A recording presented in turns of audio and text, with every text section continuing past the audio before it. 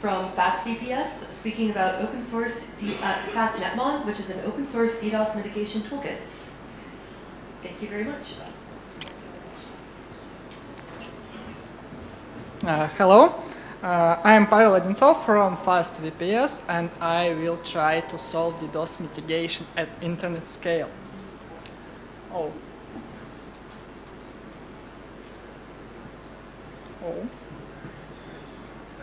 First of all, I want to share some stats about DDoS mitigation in our company. On this slide, you could find number of DDoS attacks for the last 6 months.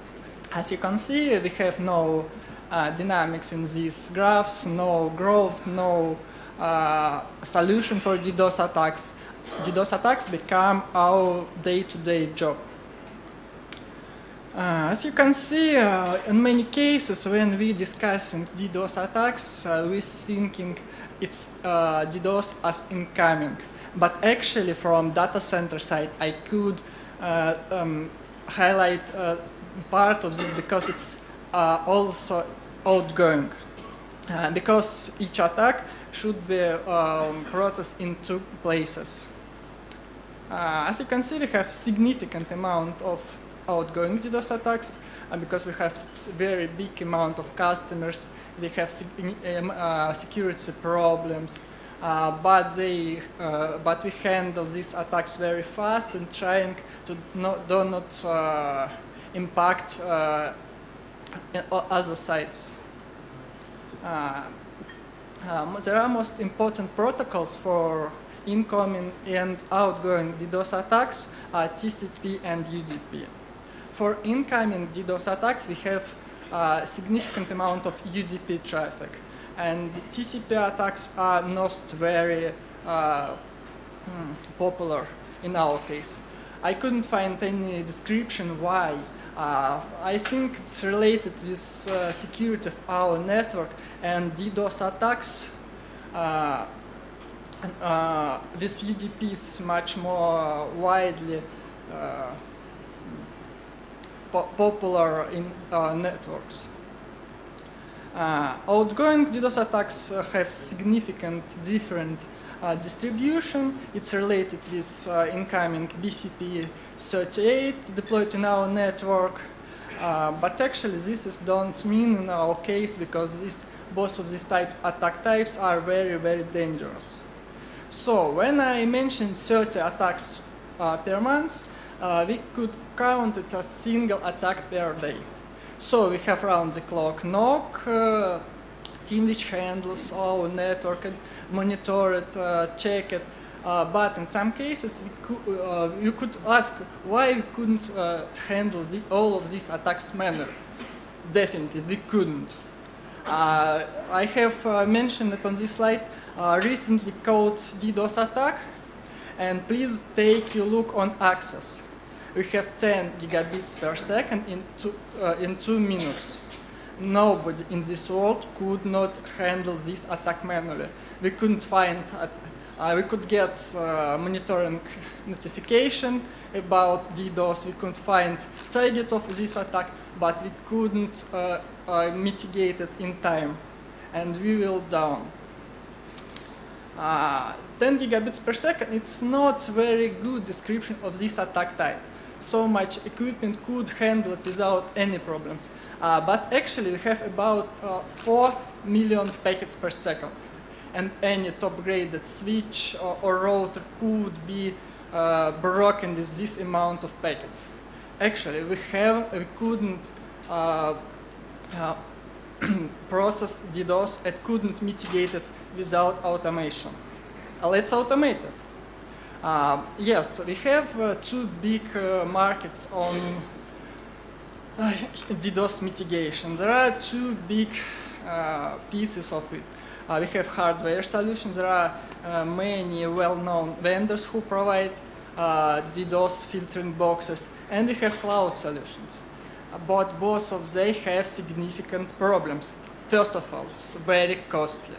I could buy tons of switches. I could buy top-grade few routers, but I couldn't have even single DDoS filtering box.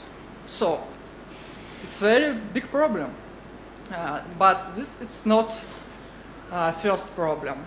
I have mentioned multiple problems of DDoS equipment. They are too expensive.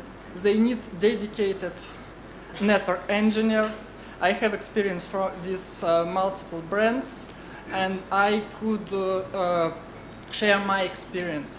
They need separate engineers, and actually for round-the-clock support we need 3 NOC engineers who take a look at the graphics and monitoring from these boxes. We could not handle these attacks automatically. They need significant changes in network. They need separate places, they need changes in monitoring protocols. They are not fully automated. You couldn't install these boxes and solve problem of DDoS. And very important issue here is a rising amount of amplification DDoS attacks. And so much attacks saturate your uplinks, and you could not filter any traffic in your network because your links are overused. So cloud security companies could be mentioned as a good alternative for expensive DDoS filtering boxes. But actually, they are not. They increase latency. But if you live in Europe or United States, it's not a problem. If you live in South America or Australia or China or South Korea, it will be really a huge problem for you. They have significant reaction time. If you code attack in your network, you need some time for traffic redirection, and I have average numbers for this process, and it's about 3-4 minutes. But in case of mentioned earlier attack, your network will go away. They still need some tool for traffic diversion. There are some companies who offer surveys for traffic filtering all time, but it's very costly, and you will use it as a on-demand. But for on-demand DDoS security, you need some tool which could redirect your prefixes to filtering cloud. But actually, folks from DDoS companies broke the internet, really. You could install a slave link. You could employ BGP for high availability.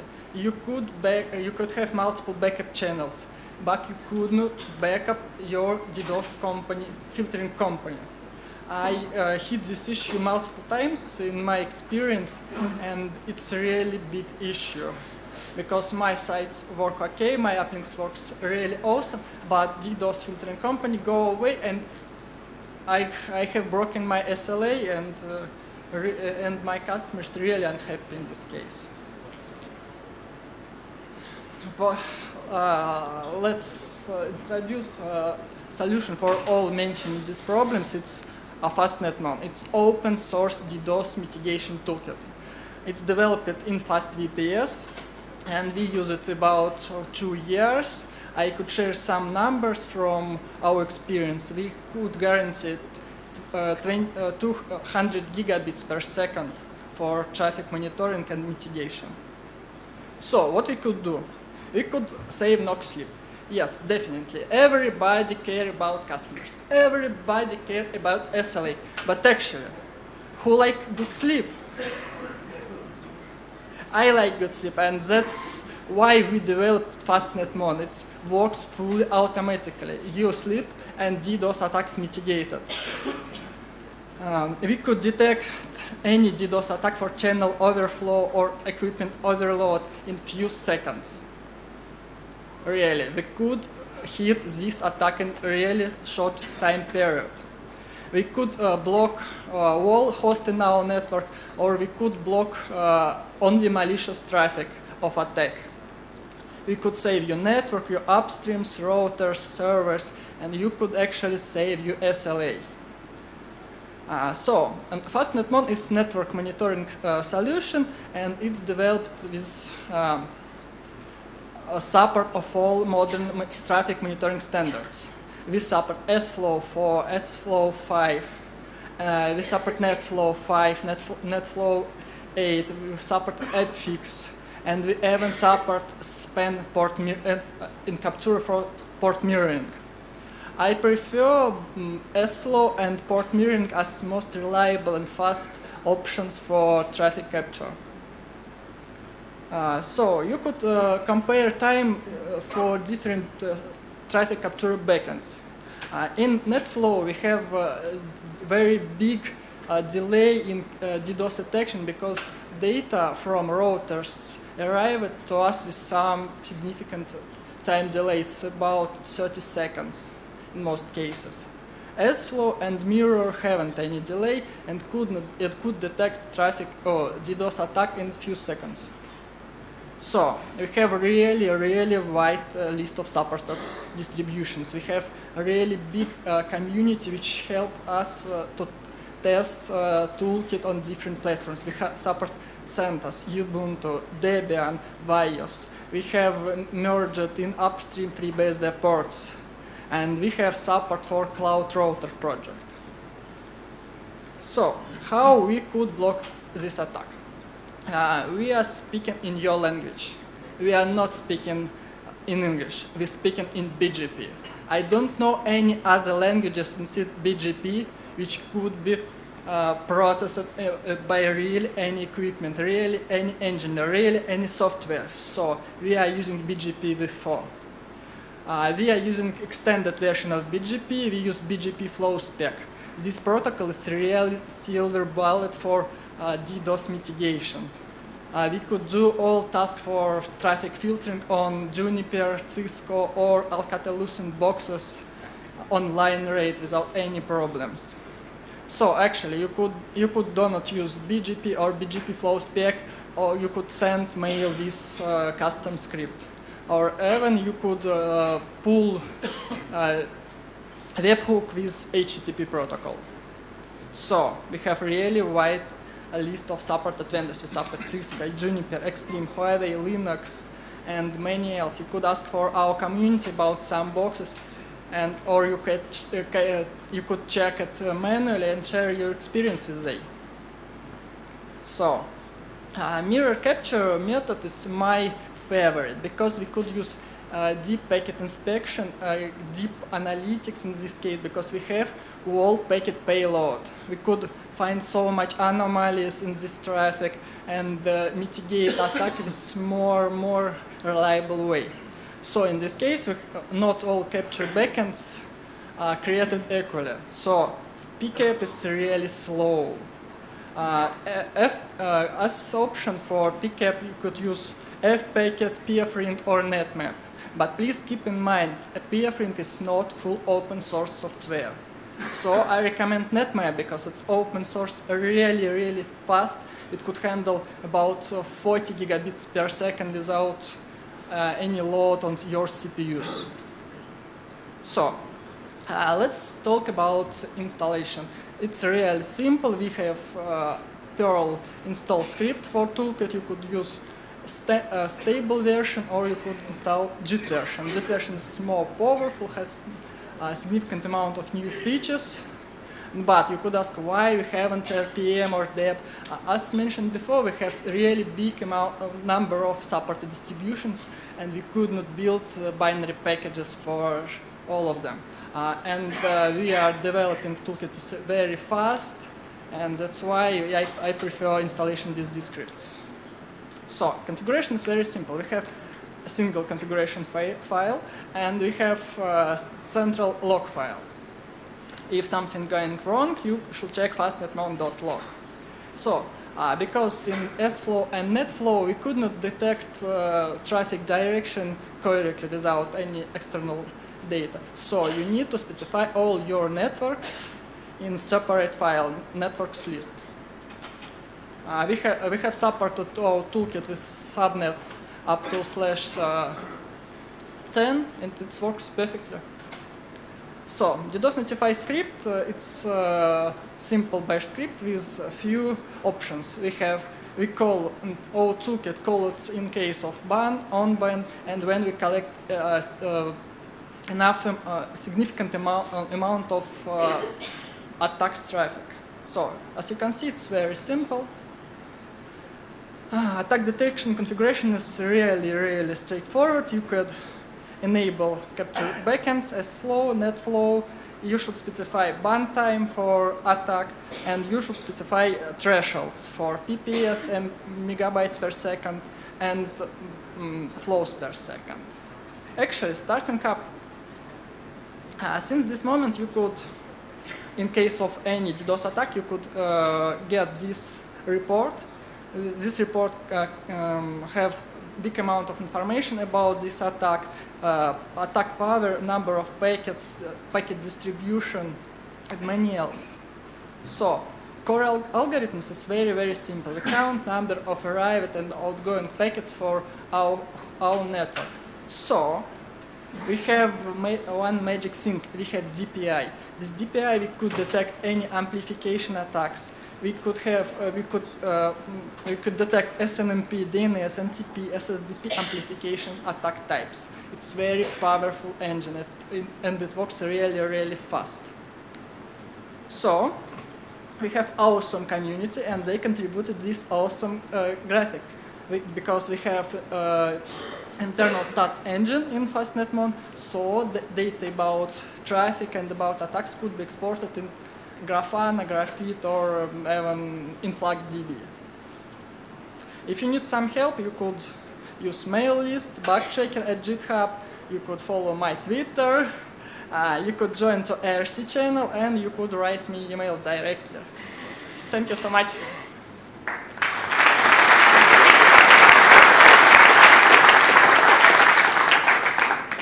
Any questions? So, yes, indeed. Please. Pavel, thank you for a very interesting presentation. Welcome. A quick reminder, there's no such thing as silver bullet. It's very nice perspective, but mind you, most likely it's infrastructure only, what you do with application layer attacks. We have some plans about application level attack detection, so we use DPI for this case, and we want to offer this capability in next few months. So we could detect attacks on DNS, HTTP, and then sometime we could detect spoofed packets. Very interesting. The next question is, what is the difference between mitigation and detection? Can you state that? So in some cases, mitigation and detection could use it as same word. So in our case, we use detection in first case, but mitigation executed on Juniper software, or Cisco software for filtering. So we offer mitigation with help for external devices, actually. But So it's not a part of your solution. You yes, do, definitely. generally speaking, you do detection. And while we're at it, talking about detection, it's open source. Everyone can see your detection method. And if I, as a perpetrator, can see how you're detecting attacks, I can be like really low profile and don't trap your threshold, so my attacks are never detected, but they still cause an outage on your network. Actually, What do you think about that? Actually, but we have Lua support in core of engine, and you could write custom mitigation scripts for core toolkit, and you could detect really any type of new attacks and do not contribute your changes to upstream. So it's like script. Awesome. Once again, thank you. It's really good start. Welcome. Wrong road to go, but it's free after all, and this is great. Thank you. Thank you.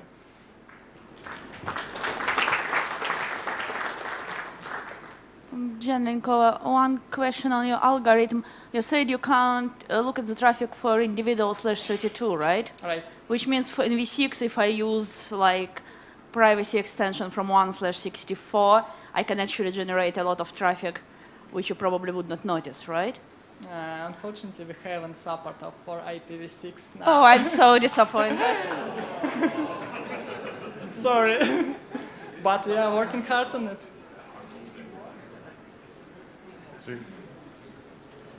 Philippe from NetAssist. I have a question about usage of some accelerations on your solution. And which algorithm do you use to actually detect which type of attack is coming on into your network? And if you use some acceleration like GPU acceleration to actually match packets to some criteria to make it really faster? So we have some ideas about acceleration, but we haven't support from hardware vendors, and we haven't network cards and offload engines for this project. I think that making it a little bit flexible, making an algorithm flexible, it will be better to mitigate, because DDoS is actually never-ending fight between attackers and a network which protecting from attacks. Thank you so much. Yes, thank you. Okay, I'm looking several kilometers in each direction to see the mics. Are there any other questions? If not, thank you very much. Thank you.